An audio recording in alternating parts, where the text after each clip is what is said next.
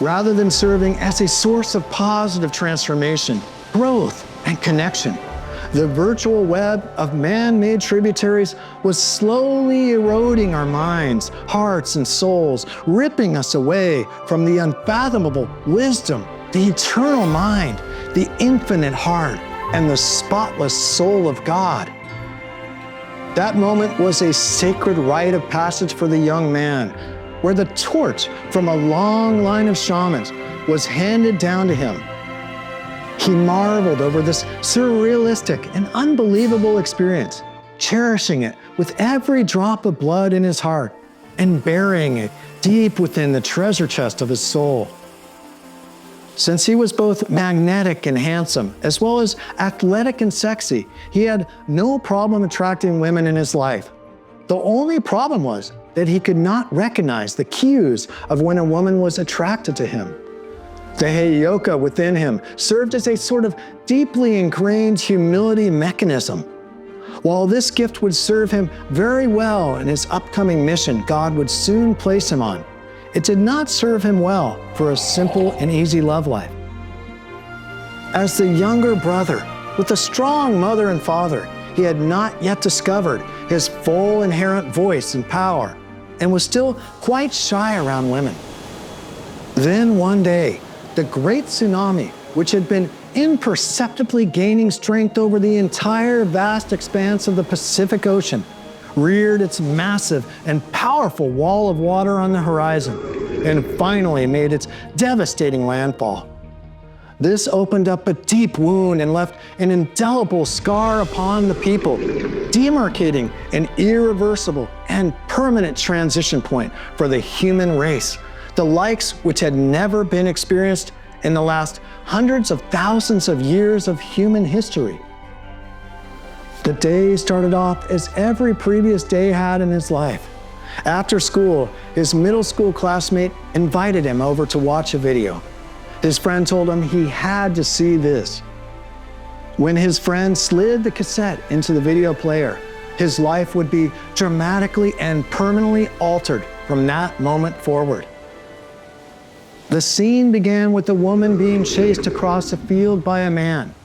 When the man finally caught up to her, he proceeded to engage with her, despite the screams of protest. The young man, who was only 14 years old, had never witnessed a man and a woman engaged in the act before. Unfortunately, rather than explore, discover, and experience the sacred act of making love with a woman in real life, his first education came from a synthetic, virtual, and toxic fantasy of choreographed imagery. Graphic arousal imagery had made landfall in his life and the lives of all his brothers and sisters on a massive systemic scale, and would begin to slowly inundate the lands and everyone upon it with its powerful and toxic currents, whisking them away one by one to drown beneath the overwhelming power of the seemingly endless ocean expanse. His deep and penetrating blue eyes could not yet recognize this new poisonous and merciless blue hue of the ocean, as it did not resemble any natural color of the ocean his eyes had ever witnessed before, nor could he see through his vision of the future. While this first exposure to graphic arousal imagery and this powerful and impactful first violent and toxic scene would become indelibly etched within his highly sensitive neurology, and begin the first addictive tug and pull of its currents attempting to drag him under, he was not exposed to any further graphic arousal imagery for over 10 years. The youth may not understand how this is even possible, when in this current age, free internet graphic arousal imagery is available within seconds at our fingertips. While graphic arousal imagery had arrived and made its initial appearance in a powerful and impactful way, just as a tsunami initially pulls the ocean outwards to shallow levels before rushing in to swallow up the inland areas, the truly overwhelming surge and torrential swarm of free internet graphic arousal imagery had not yet arrived, because the internet had not yet arrived. Computers were still large and cumbersome boxes, delegated and dedicated to educators, writers, editors, researchers, and scientists, not recreational users. In fact, he did not even learn to operate a computer until he was one of the editors of the high school newspaper as a senior. This gave him rare access to one of those large computers, which required complicated codes to access and operate. Video games were played in arcades, not at home, and videos were rented in video stores, which could be found on the corners of every town and city. Graphic arousal videos were deeply frowned upon and relegated to the drifters, outcasts, and perverts of society, not the healthy and strong family units of the time. Only the seediest adult video stores, and hidden within their darkest and dankest corners, stocked graphic arousal video cassettes. There was still a velvet curtain which demarcated the territory between the adult video section and the predominantly healthy and wholesome section. You had to be 18 years old and show a valid ID to rent them. Those who endured the overbearing judgment of society and managed to purchase graphic arousal videos or magazines did so in the secrecy of the shadows, ashamed, guilty, and humiliated by a people who deeply frowned upon such toxic and poisonous behaviors, which were viewed as unbecoming of a strong, healthy, and dedicated man within a healthy relationship or marriage. There was an innate repulsion within society towards graphic arousal imagery, which was viewed as a weakness, an anomaly, and a useless, unhealthy behavior, compared to real intimate experiences. The initial exposure of society to the experiment of graphic arousal imagery was temporarily filed and stowed away and relegated to the fringe of society.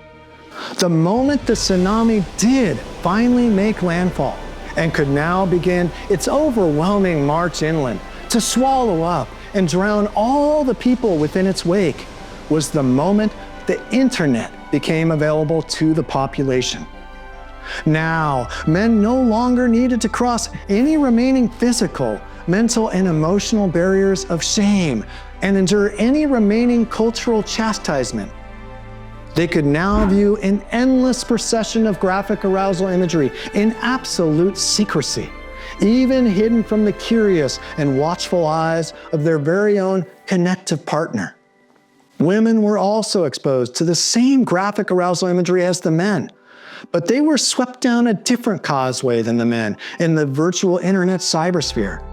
The women were seized by the rapid form of communication and the illusory appearance of unlimited connectivity, falsely promised by social media platforms through texting, messaging, emailing, videos, and of course calling.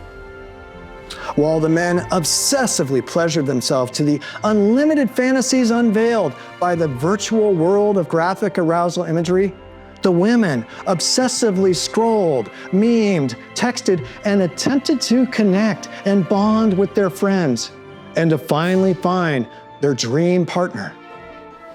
Ironically, the more successful the men believed they were becoming in their endless quest of novel graphic arousal videos, the more depressed, dysfunctional, impotent, and disempowered they were becoming in real-life circumstances with real connective partners.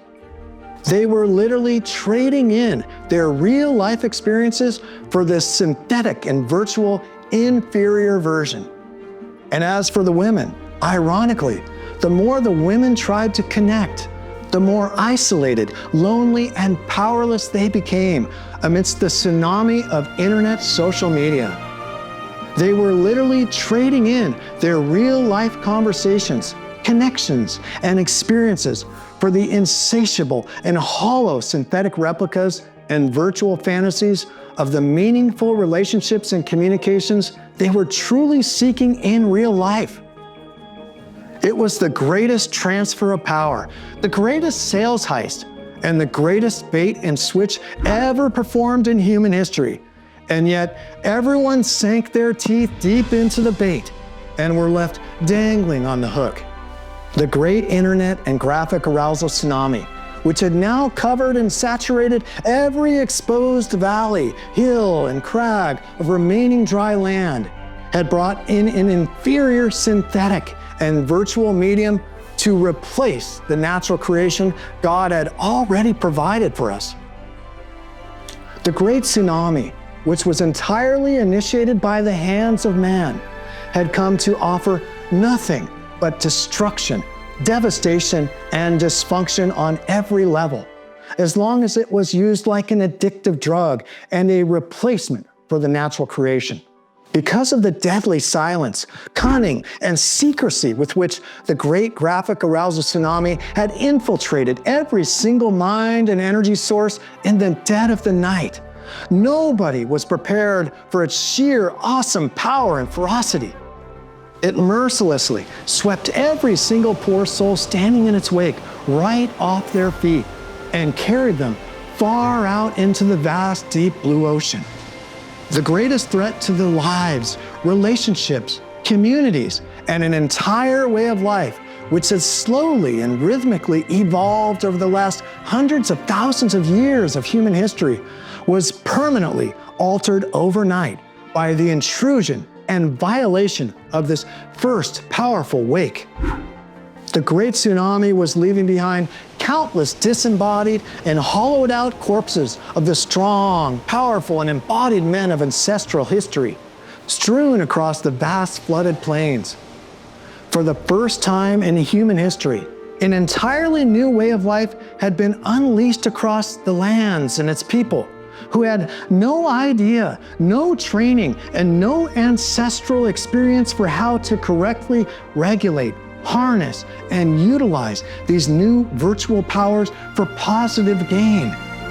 Lacking any semblance of restraint, discipline, and determination, the listless population was easily swallowed up by the extremely novel, unfamiliar, and forceful currents of the virtual internet revolution and its easily accessible graphic arousal imagery.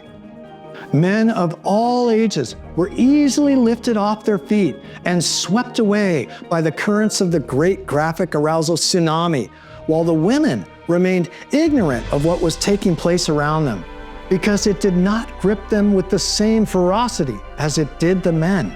This left the children with no parental guidance to protect them and to teach them the wisdom, restraint, and discipline which was needed to navigate such turbulent and deadly waterways.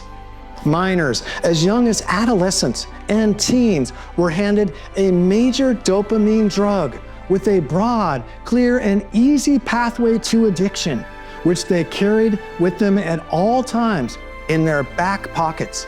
The curtains of shame and guilt, which once clearly demarcated the fine line between healthy and unhealthy choices, relationships, and marriages, had been completely removed, allowing children and men of all ages unfettered and unregulated access with the full approval of a society lacking any true leadership.